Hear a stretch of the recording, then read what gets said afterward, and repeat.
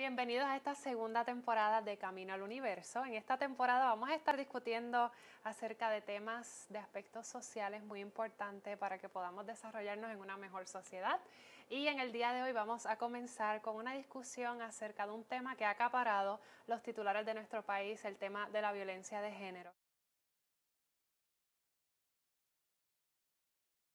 Y hoy, para hablarnos sobre el tema de por qué la sociedad intenta justificar la violencia, me acompaña la estudiante de Derecho y creadora del grupo Consentimiento, Aliana Vigio. ¿Cómo estás, Aliana?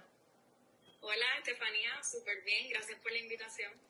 Gracias por estar aquí, gracias por decir que sí a esta iniciativa. Hoy vamos a tratar de tener una discusión acerca de la violencia.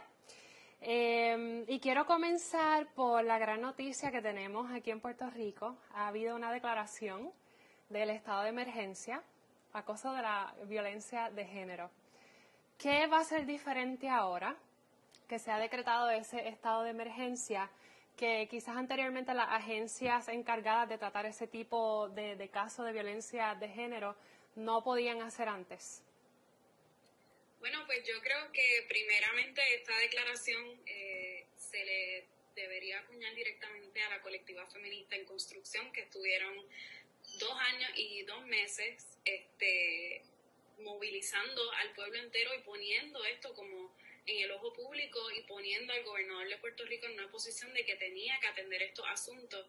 Así que yo creo que en la declaración del estado de emergencia básicamente el Estado reconoce que es responsabilidad de él, del Estado, del gobierno, asumir esto como una problemática social y movilizar todas sus agencias, todos sus recursos, como vimos en la orden ejecutiva, crear una aplicación, movilizar campañas educativas a través de distintos medios, con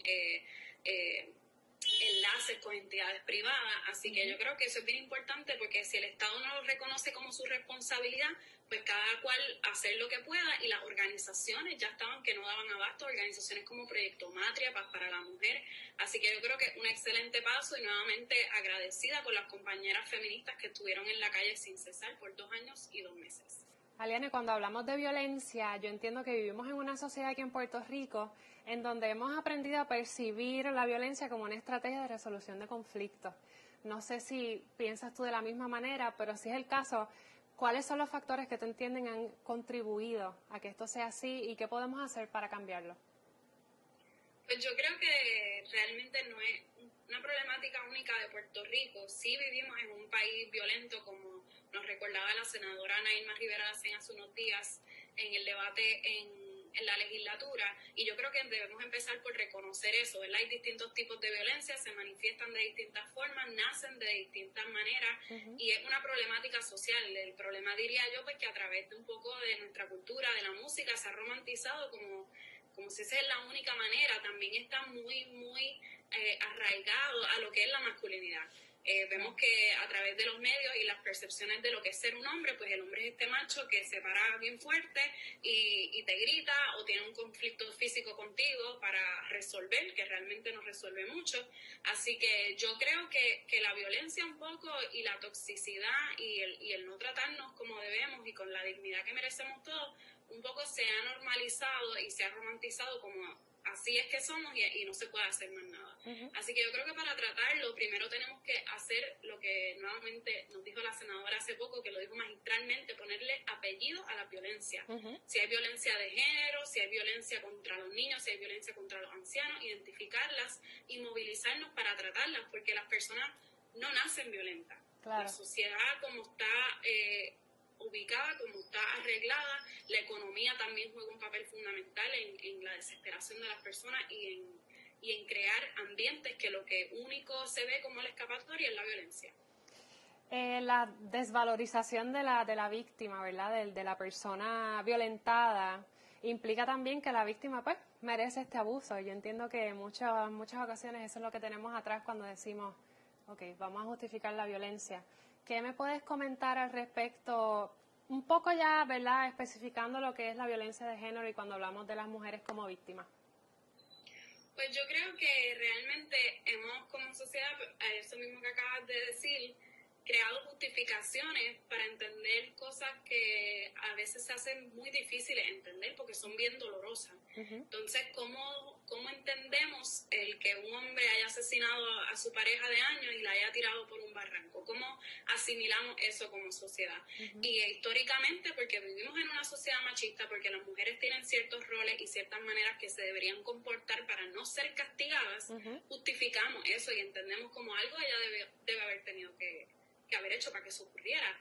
Alguna ropa ella tiene que haberse puesto, en algún lugar no indicado ella debe haber estado, a una hora no prudente ella debe haber estado por ese espacio. Entonces buscamos justificaciones, pero ¿qué pasa cuando hacemos eso? No atendemos la raíz del problema. Claro. Dejamos intocable al feminicida, dejamos intocable a la sociedad machista que nos hace reproducir esas justificaciones y nuevamente dejamos abandonadas y desprotegidas a todas las mujeres que han muerto a manos de feminicidas y a todas las mujeres que hoy por hoy se encuentran en situaciones de violencia. ¿Qué opinas tú de esas personas, verdad, que dicen, pues, la mujer es esta propiedad y la violencia ocurre por eso? ¿Qué tienes que decir al respecto? Bueno, yo creo que eso tiene su verdad en el sentido, por ejemplo, cuando las feministas hablamos del patriarcado, el patriarcado es un sistema de antaño que precisamente se funda porque el padre o el hombre era dueño de la propiedad, la mujer y los hijos. Entonces un poco nos hemos ido desligando de eso y a fuerza de lucha de las feministas hemos logrado un montón de cosas, que nosotras podamos comprar nuestra propia casa, que tengamos control sobre nuestras cuentas, pero eso no desaparece de la nada. Todavía se arrastra mucho de ese pensamiento de que si yo me caso contigo, yo soy dueño tuyo.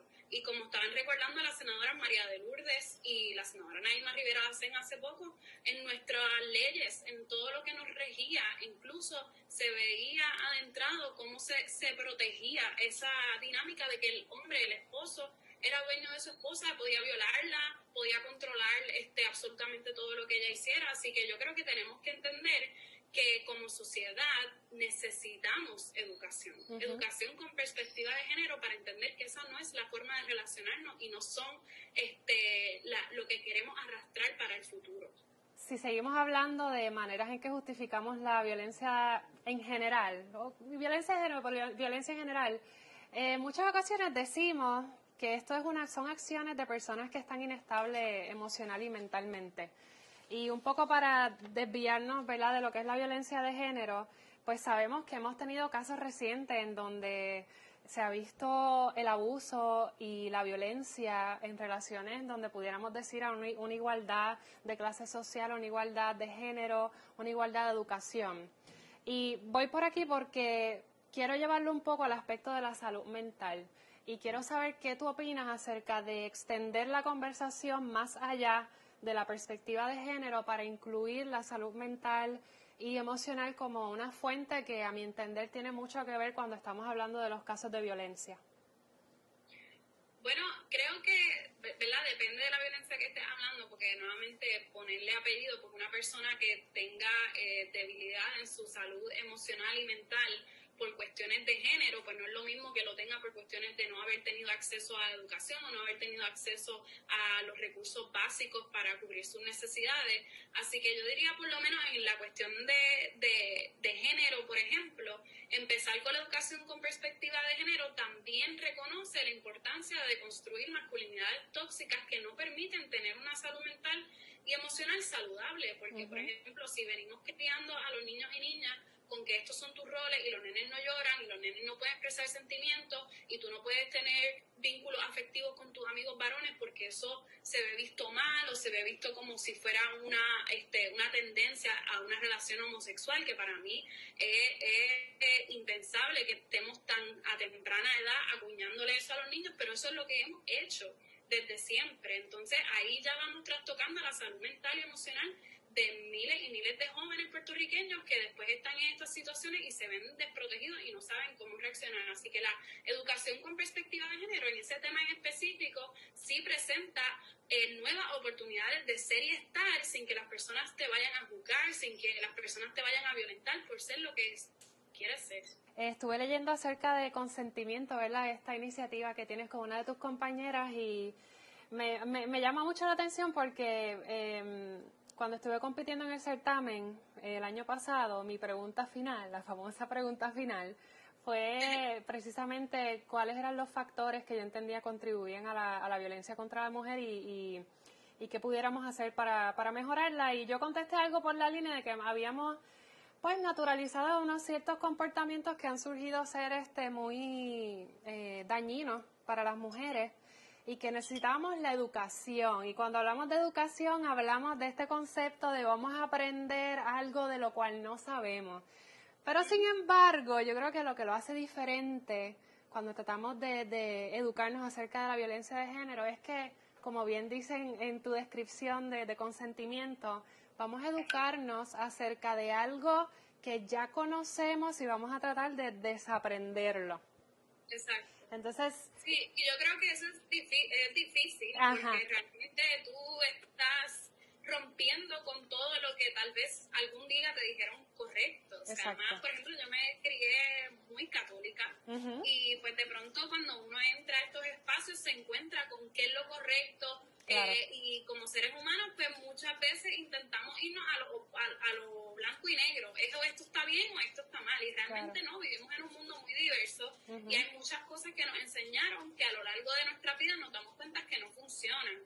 Y la perspectiva de género, nuevamente, este tipo de educación que nos invita a desaprender, lo que busca es analizar las cosas desde otra perspectiva, no es más nada que eso. Claro. Analizarlo desde una perspectiva más holística y amplia. Y desaprender nos toca a todos, porque lamentablemente muchos espacios nos han enseñado que uno va aprendiendo y es como que llegas a este súper sábelo todo y después ya no hay más nada que aprender. Falso. Todos los días nos toca aprender y desaprender cosas, recoger y soltar. Ese es el camino de la vida. Ok, te voy a hacer una última pregunta y me tienes que contestar con un sí o con un no y por qué. Okay. ¿Es más fácil justificar la violencia que luchar en contra de ella? Claro, es más fácil porque cuando justificamos la violencia ni tan siquiera entramos a ver las complejidades y lo que ocurrió realmente, de dónde nace la violencia, cómo erradicarla, cómo tratar a las distintas personas sin privarles de su humanidad.